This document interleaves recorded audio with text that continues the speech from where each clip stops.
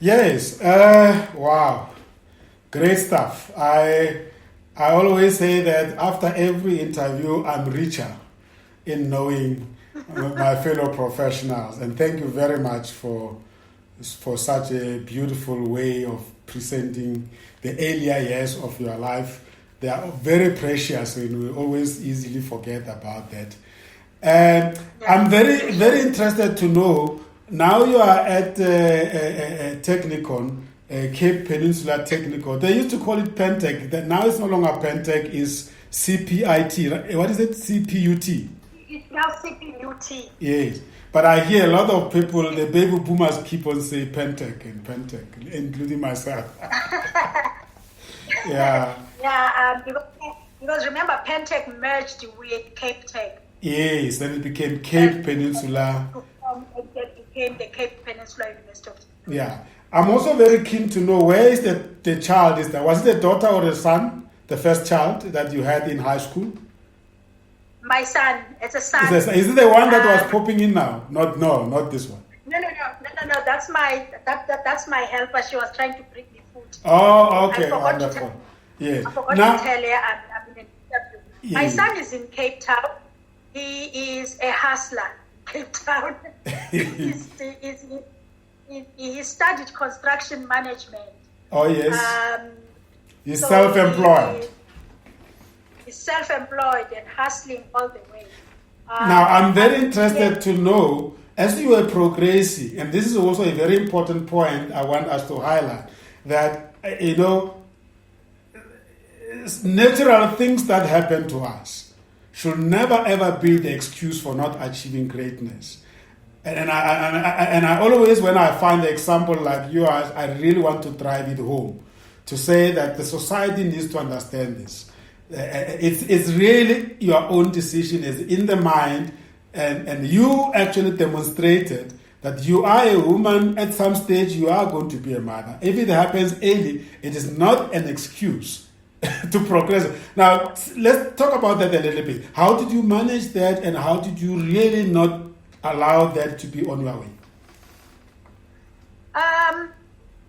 I think, Brasem, probably because in me, I've always been a focused person. I've always been the person that says, I want to achieve things in life. Now, growing up in Cape Town was not an education-focused area at the time, particularly in the African communities. You had to have your grade 12, your standard 10, and then you can go and work in a restaurant or in a factory. So, but I didn't want that for myself. Naturally, when I fell pregnant, I was kind of depressed to say, oh my gosh, my plans are being derailed a bit. At the time, my principal, the late Mr. Tukulu, was trying to get me a sponsorship to go to the US. And at the time I was a bit depressed. Now I've missed out on a sponsor, on a scholarship to the US and everything. But the bottom line is, I knew what I wanted to do. I knew I needed to be in school. So literally I left a 2-week-old baby and went back. Wow. And who took care of the baby?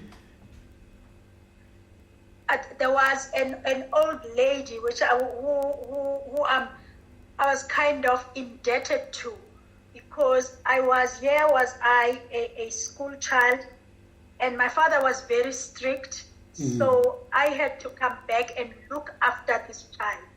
But what that old lady would do, so every morning I had to wake up, take the child to that lady. She would look after the child for me. When I came back from school around about 4, I would have to then go back or fetch the baby. But what she would have done for me by that time is she would have washed the nappies for me. She would have, prepared the baby for night. So I didn't have to do a lot. So I'm very, very indebted to that old lady. But I also had the support of my late aunt and my mother. So kind of, I was juggling I was juggling. And I think that's where this entrepreneurial thing came in, because I was selling. You had to be very innovative and creative. I had to be innovative. I had to sell cigarettes. I had to sell, in Cape Town, what we call cook sisters. So I had to make cook sisters and sell them.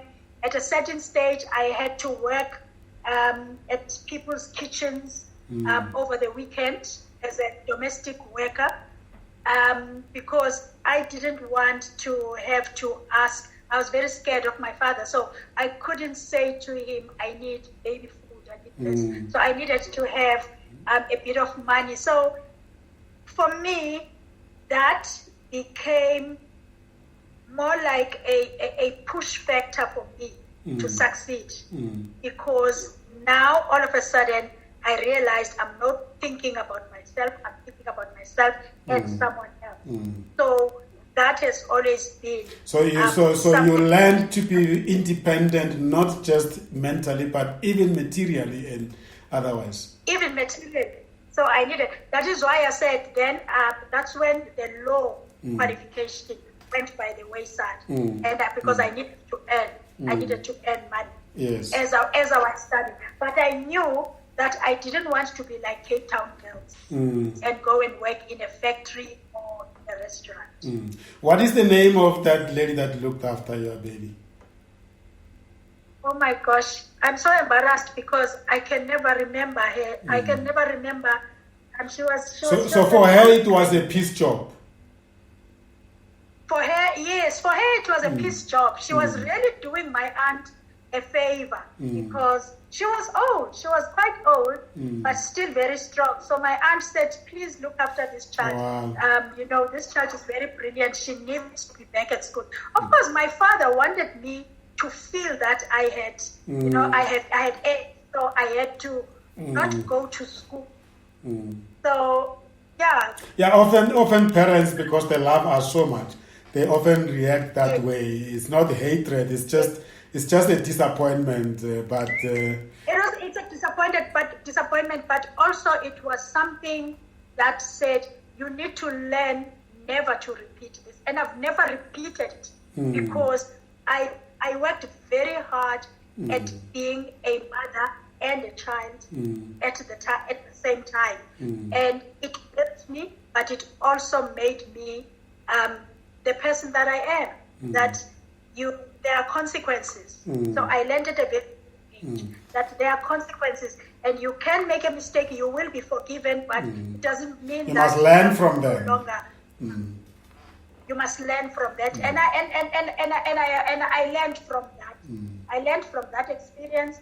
I learned to be independent. I learned to be very focused and very matured. And the truth is that it will still happen to some other people. So what we are saying is that when it happens to you, that's not the end of the world. Take the ownership, the responsibility, and focus on what you dream to become.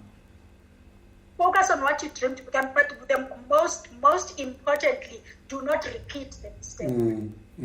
Because what the sad thing about today's girls is they repeat that mistake. So what was important for me, the most important lesson for me was this was a mistake never to be repeated at all costs. Absolutely. And for me, and I think that is, if we could teach our youth that it's okay, you have made a mistake, but learn from the mistake and resolve never to fall into that again. Absolutely. Beautiful. Now, let's now talk about this beautiful career direction you have taken. I'm very, like you, I'm very passionate about the will, working and learning. Mine was experience with the German background. They call it dual training, which is basically a combination of theory and practice, but it's the same thing. And I think they have the same principles. And I think that is what I see our country really slowly going, and great stuff by a lot of universities of technology, because I don't know if it was not the universities of technologies, and then of course organizations like Saski and others, I think this will not be where it is. It's not there where it's supposed to be, but I'm sure the seed is planted. It is now up to the institutions of learning to really, really bring this to the fore. Let me talk a little bit less now. Talk to the listeners about the concept of cooperative education and work-integrated learning, from the management of it, setting it up, managing it, implementing it, and why it's so critical for our economy this time. All right. Cooperative education is we could say, a philosophy of learning where you have two partners. You've got the higher education institution, or let's say post-school education system or institution, and you've got an external partner.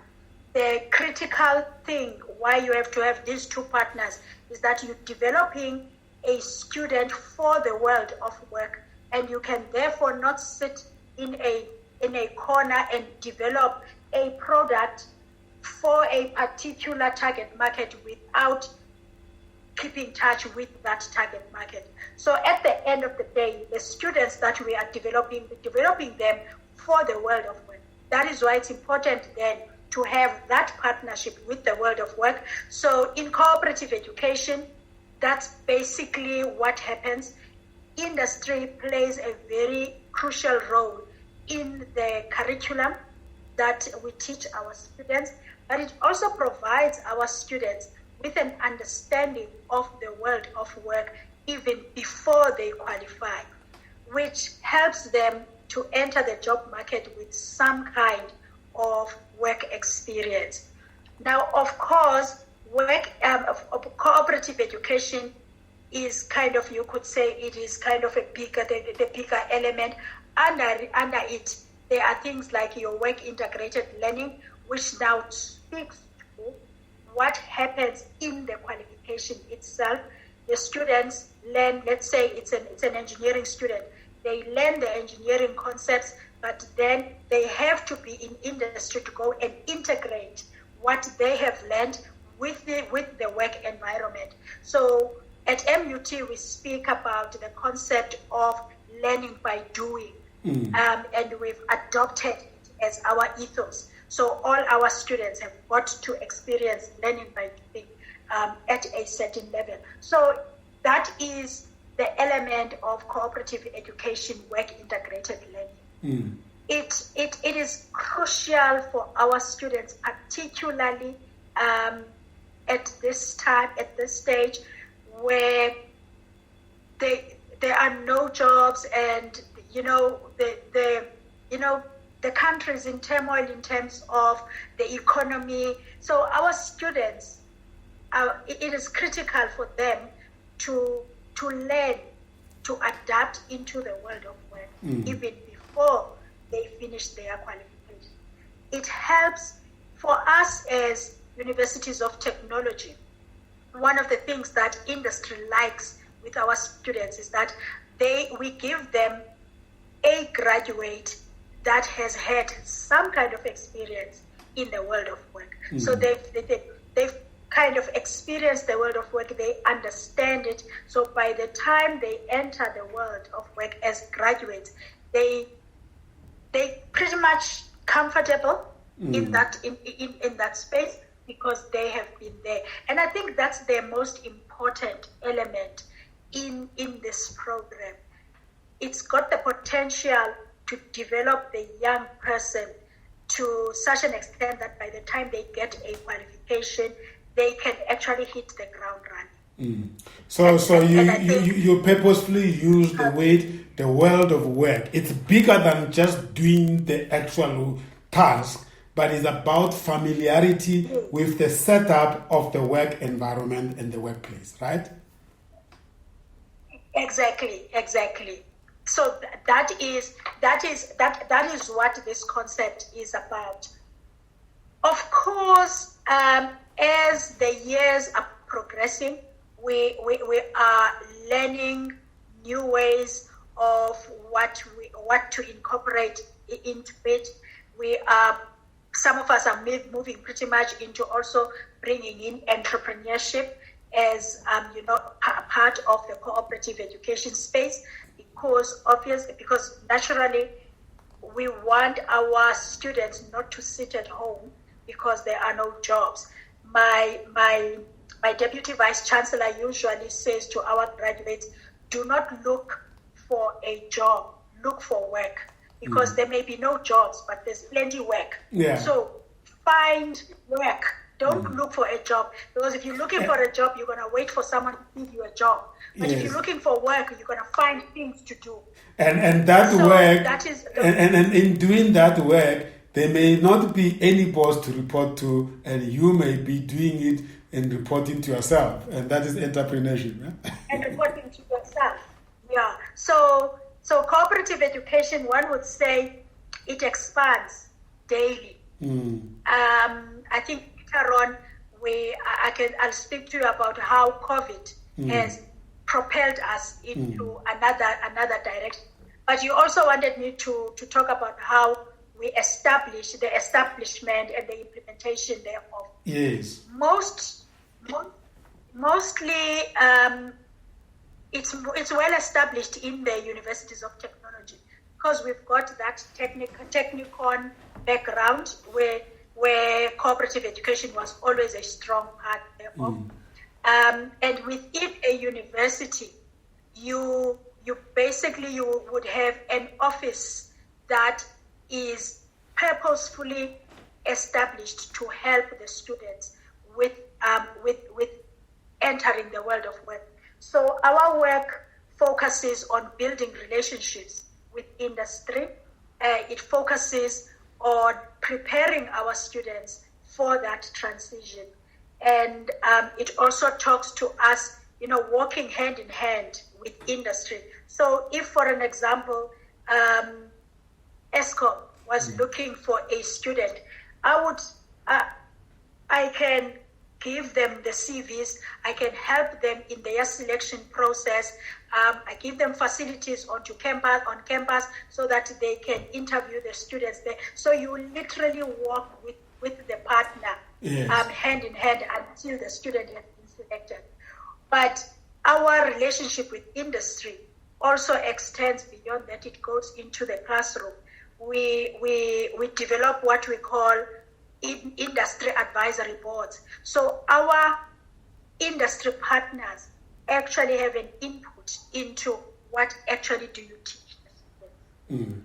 And that helps the universities of technology in structuring their qualifications. So cooperative education has got that broad element or broad focus in terms of assisting the university in getting the students into employment. So is it possible that the student may fail their degree because there are no credits coming from work integrated learning, or is it an additional to the qualification? No, it is possible that they fail. It's not an additional tool. It's part of the qualification. In most of our qualifications, it is a full year. Of the 3 years, there's a full 12 months in which the student has to be at work. But once they are at work, they are not just going there for experience only, but they've got academic outcomes that they must meet. So there are assignments that they have to do. There are reports that they must submit. There are presentations that they must do. All that accumulating towards a mark for that particular year. So yes, it is possible to fail as well, because if you don't do what you're supposed to do, you don't submit at the time when you're supposed to submit, we can't put you through. But it is what we call, it's not like they sit for an exam. They don't sit for an exam. It's what we call continuous assessment. So very few students, the student has got to be very naughty to fail it, because they submit, the lecturer looks at it and say, go and correct XYZ, and then you resubmit on this particular date. So as long as they do that and they demonstrate that they've been able to apply their knowledge in the world of work, and they so they are already in the application mode of what they have learned. Yes, they are already in the application of what they have learned. In some of the disciplines, in the year, the work integrated learning is a 12-month journey.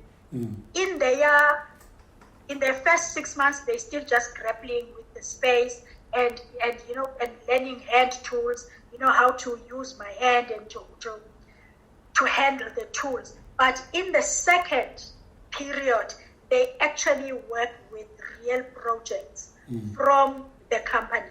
So so companies would give them a project. So what other companies do is, when you've been running a company, but you've got this project, but it's been sitting on the shelf because you don't have capacity to work on it. Then they take that project and they give it to the student. And the student must actually work on this project and report on it. And sometimes the companies can actually use the input that comes from the student. So you can see now that in that second part of their work integrated learning, there is serious application of knowledge. There is the elements of project management have got to come in. They come in handy. Self-management has got to come in, because now you are on your own, but you've got this project and you have to work on it. So that is when I think the skills really become honed. At what stage of their degree do they get introduced to the Cooperative Education Department? Is it in the first year, or is it in the second year, or when did they, on arrival on campus, when did they come into contact with the Cooperative Education Department? Generally, it is in their second year, because in the second year, the second year is literally their last year on campus, because then the following year they're going to be out in industry. Yes. So generally, it's in the second year. But feedback from industry, particularly in my space, feedback from industry has prompted us to start thinking about introducing the students to it in the first year already. This year was supposed to be the first year we actually do that, but COVID-19 interrupted us rudely, so we couldn't do these things. But they get introduced in the second year, and in that year, they do what we call, other institutions would call it work preparedness. In my space, we call it work readiness. Then in that module, they get introduced to the world of work. We teach them how to even start to search for jobs, how to prepare myself for, how to create a winning CV, how to prepare myself for an interview. And up until, say, I think in 2011 or so, that's what we were concentrating on. Then, I don't know, you may have heard of JICA. I think they've gone to present at SASKE at some stage. Then the Department of Higher Education and Training partnered with JICA. JICA is the Japan International Cooperation Agency. Yes. They work much into they are very much into development in Africa. So the Department of Higher Education and Training partnered with them, and together with them we developed a soft skills program that now enriches the work readiness program. Through that, the students then learn the soft skills that industry requires. Because remember, as universities of technology, we are more technical. Yes. And we teach students, if you are an engineering student, we're going to teach you how to be an engineering technician. Now, what this partnership with JICA did is that it brought in the element of, let's teach the students how to survive in the world of work, how to be productive in the world of work. So they get to learn soft skills like working in teams, solving problems collaboratively, and supervision, the little things that we will be it's actually based on the Kaizen principle of continuous improvement. So we teach them that when you are in a workplace, you got to add value. You will do that by being able to work with other people. And we give them the tools of being able to work with other people, the tools of how to identify and solve problems.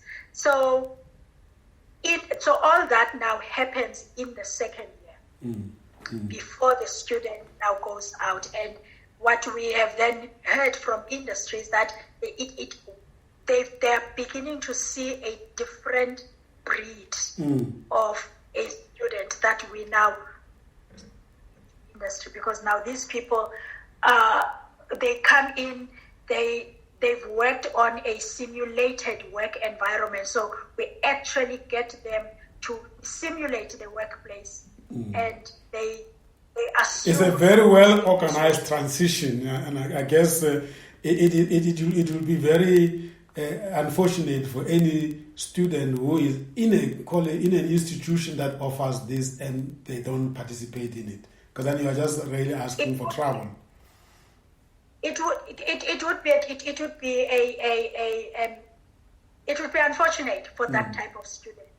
For us, we have made it a part of our academic system. Wow.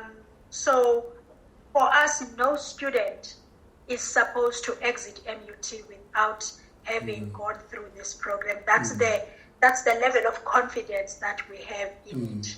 Let's talk a little bit about Mangosuthu University of Technology, and then your position and where you are in the management structure, and then the type of clients or partner companies that take your students, and the type of qualifications that you provide for the industry. And I think that will take us to the best part of this last episode. Okay. All right. You probably would know Mangosuthu is one of the youngest institutions. It was established in 1979 by Chief Mangosuthu Buthelezi, and he got sponsorships from the likes of Mr. Ackerman, because he wanted to establish an institution that would develop black engineers. Yeah. And that is why it is purposefully set in the township of Mlazi. So it's one of the smallest universities of technology. We have a student population of about 12,000. Now, that's very small if you compare it to the likes of TUT that has got something like 50,000 students. And we have 3 faculties only, engineering, natural sciences, and management sciences. And our engineering component is only about 5 disciplines. We look at mechanical engineering, electrical, civil engineering, surveying, and construction management. So we are pretty much a small institution. My role is the director. I'm the director for Cooperative Education. So basically, I'm charged with providing thought leadership in the institution about all things work integrated learning. So I lead any debate around work integrated learning. I have oversight into the implementation of work integrated learning across the institution. So what you would find typically in a University of Technology, you have a small cooperative education unit with, say, maybe about 4 or 5 staff members, but we have a footprint across all the faculties. So my role is I have oversight of how WIL is conceptualized and implemented within the institution across all faculties. So things like policy development that guide the implementation of work integrated learning are my responsibility, and to also see that it gets implemented. And one then has got to to be forward thinking. Okay, so also part of my role is to build these relationships with industry.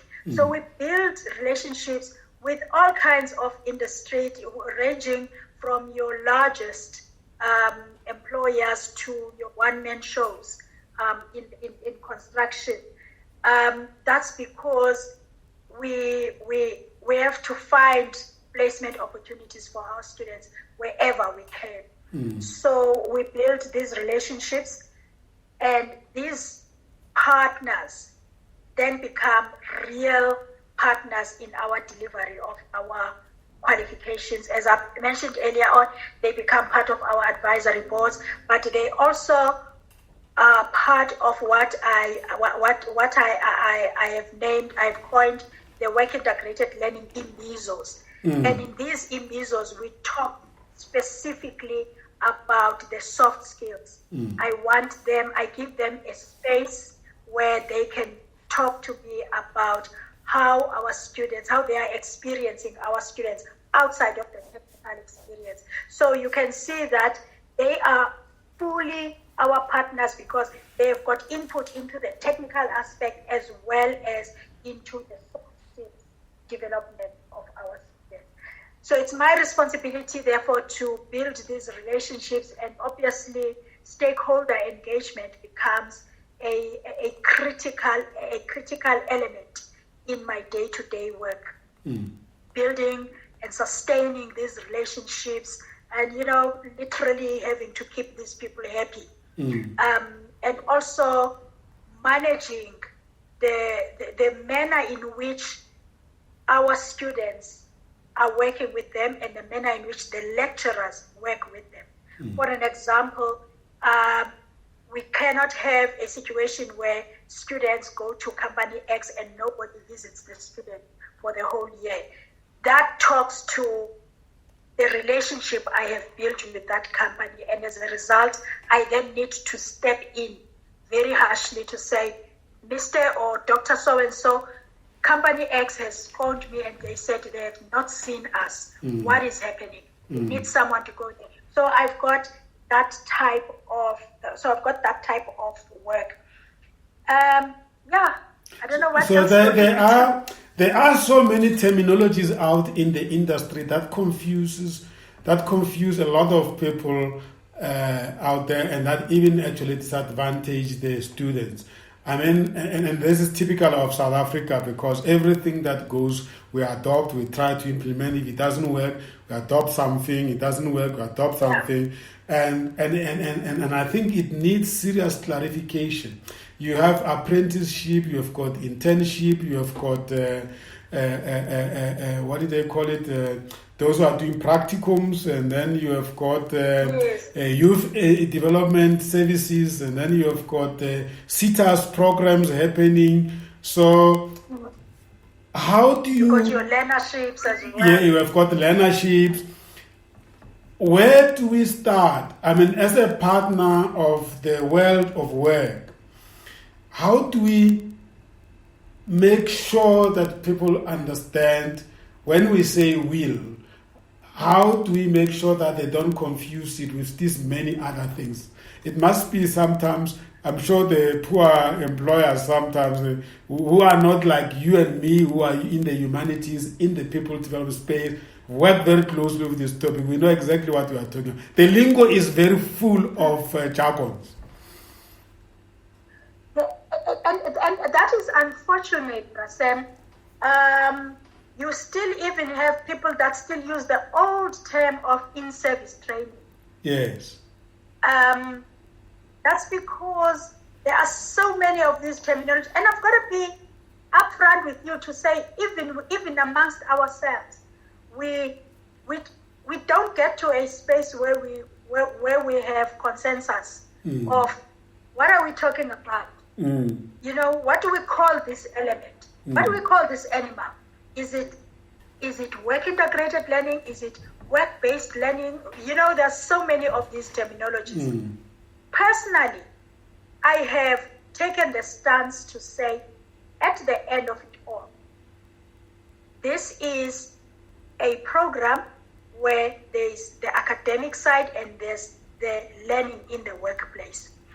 And so you will find at MUT, we speak very much about work integrated learning, whereas maybe, so for us, cooperative education is just the strategy, but work integrated learning is what we talk about.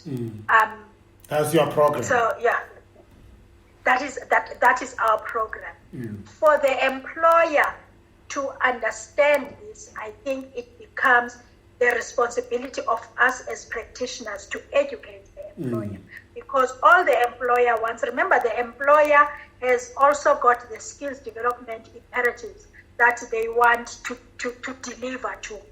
So it is up to us to say, what exactly are you looking at? Are you looking at students from a university, or are you looking at students from a TVET, or are you looking for people that have some work experience that can come in and do your apprenticeships, or are you looking for unemployed people that you just want to give a qualification? So those would be your not a qualification, but some kind of a skills program. So those would be your learnership. I must say it is confusing, and like I say, even to ourselves. But I think employers are now slowly moving towards understanding. They now understand that your learnerships are for your unemployed.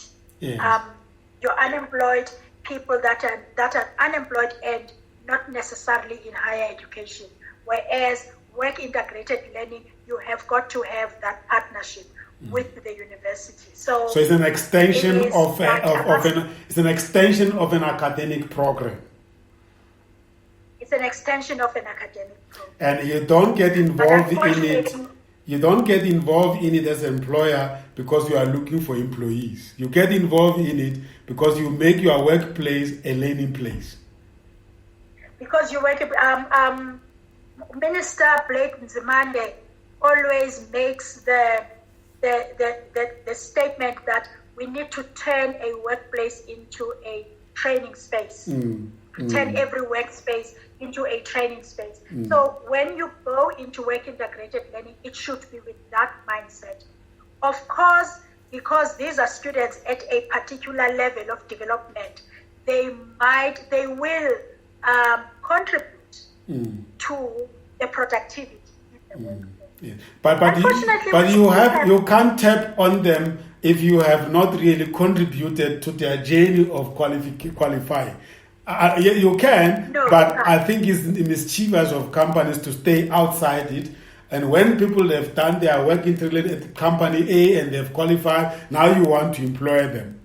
And now they want to go and cherry pick. Yes. It's not ideal. Not it's not the whole idea. It's not ideal. We usually say that work integrated learning provides the industry with a longish term interview. Because now you've got 12 months of watching this young person every day and also contributing to this young person's development. So particularly if you're in this for the long haul, you could be looking at this child in terms of, future prospects. So you could be developing a potential employee. And that is how some of our students from the University of Technology Center actually land their jobs is from work integrated learning. Then the employer feels, I can't let you go. Now I'm going to give you the platform, Doc, to be the advisor to South Africa Pty Limited on the strategy to follow to fully implement work integrated learning in partnership with the university of your choice. Where do we start? Okay. All right.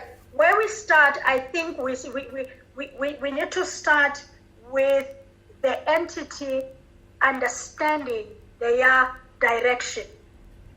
What is it that we would like to contribute to the skills development of South Africa?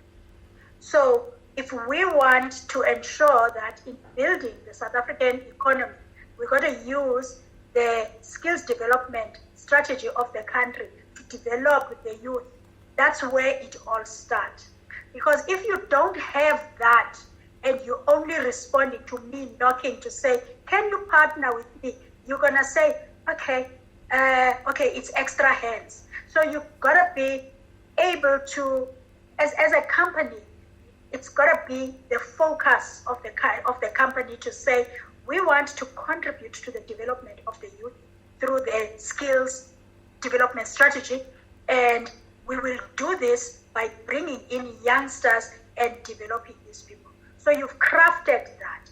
The next part is now, of course, deciding, am I going into apprenticeships? Am I going into learnerships? Am I going into work integrated learning? And if I'm going into work integrated learning, who am I looking for? Am I looking for students from TVET colleges? Am I looking for students from universities of technology, or a combination of both?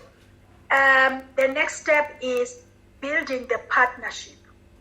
So there needs to be that partnership with forming that solid ground of partnership between Company X and the university, because we gotta map out how we're going to play in this field.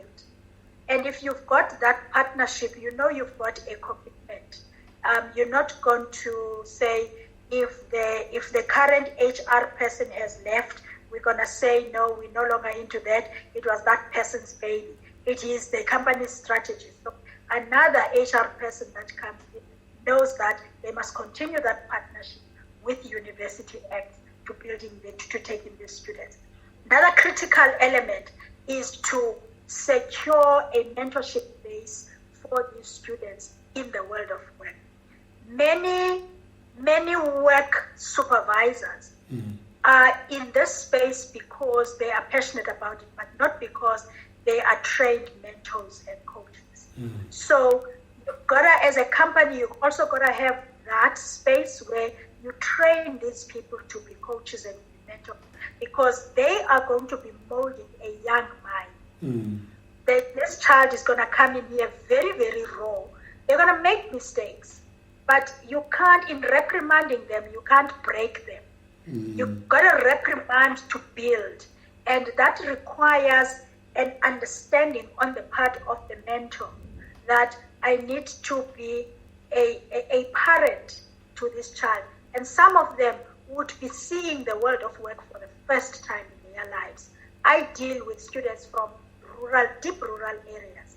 And when I send them into the world of work, they are literally seeing the world of work for the first time in their lives. So our mentors have got to have that capability to work with this child and to also be able to understand the different contexts from which they come from. You could be dealing with a student from CPUT, but they're from bright lights and, they're used to talking to people. Vis-a-vis a student from MUT that comes from Endweg, in deep rural areas, and they're very shy, they're very self-preserved, they can't express themselves well, not because they can't speak English sometimes, but because they are just so cocooned that they struggle to break the frame of the cocoon. So the mentor has that responsibility.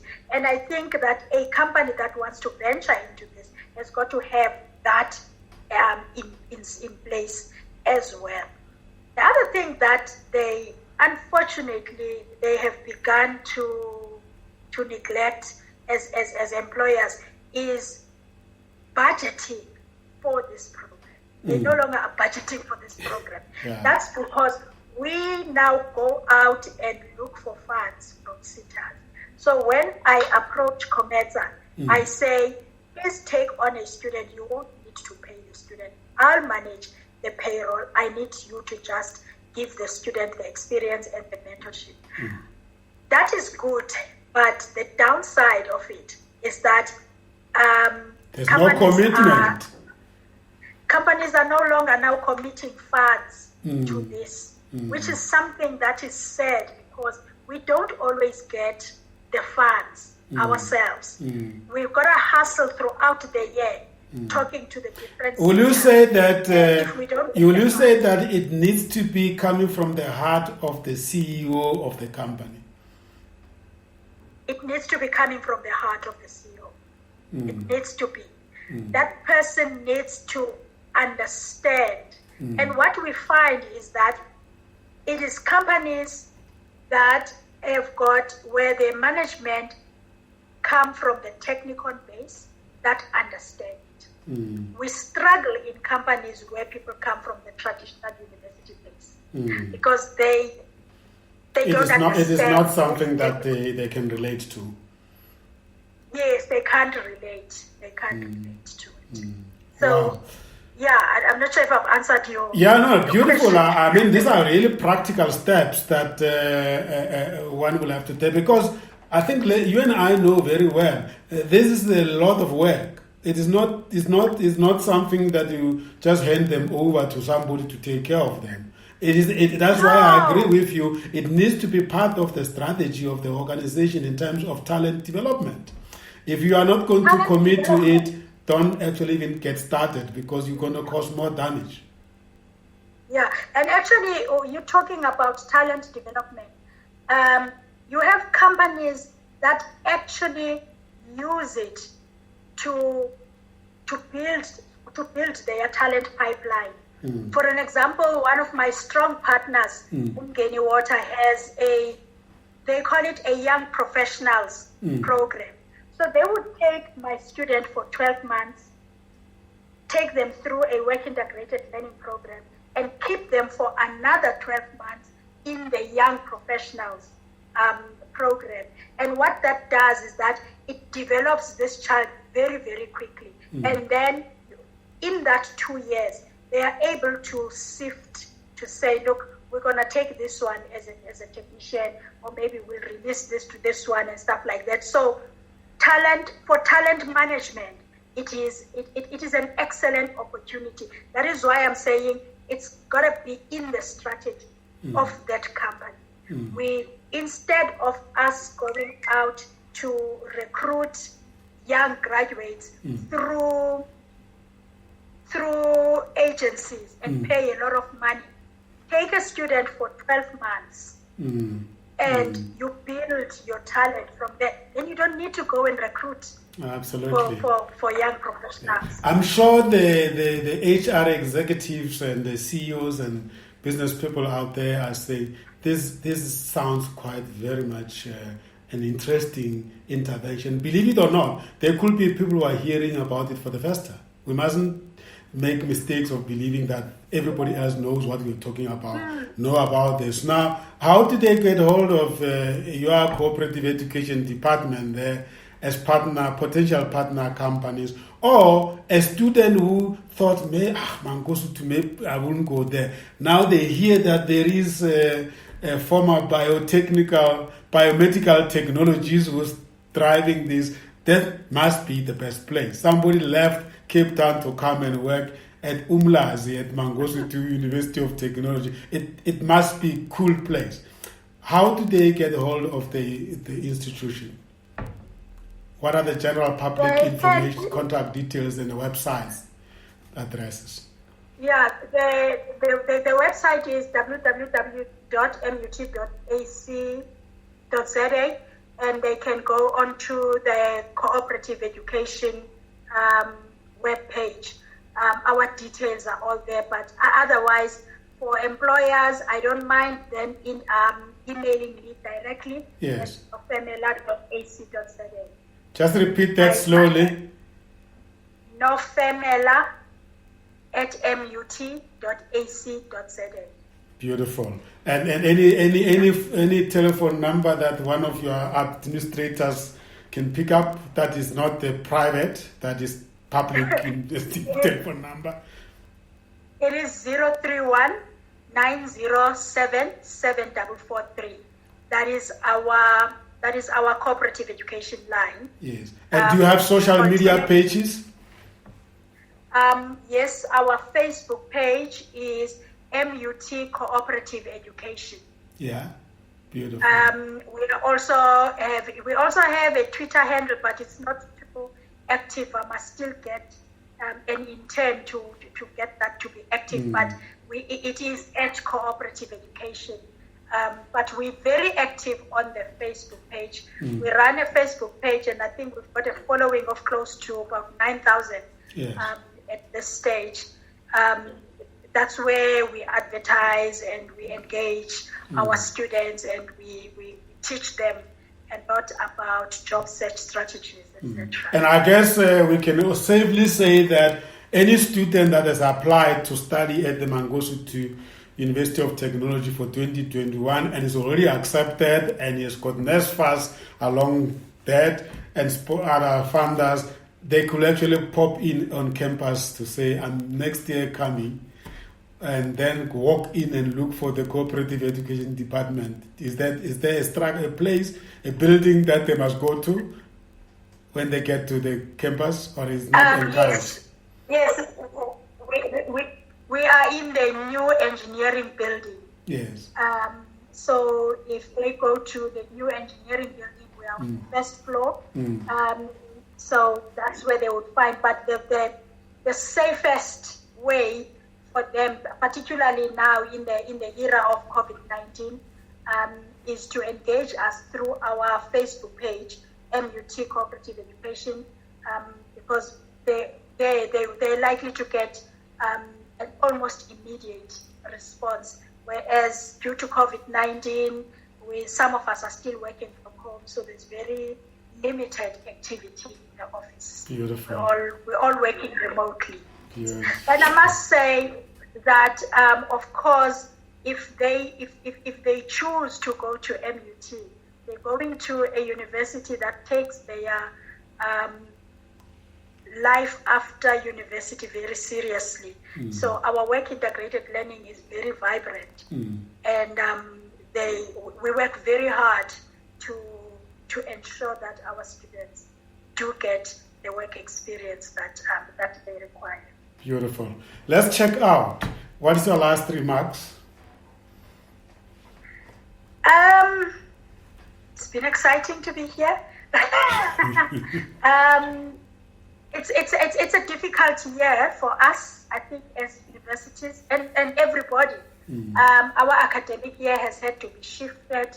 Some of our activities and engagements with industry have had to be put on hold because obviously we can't be operating as usual.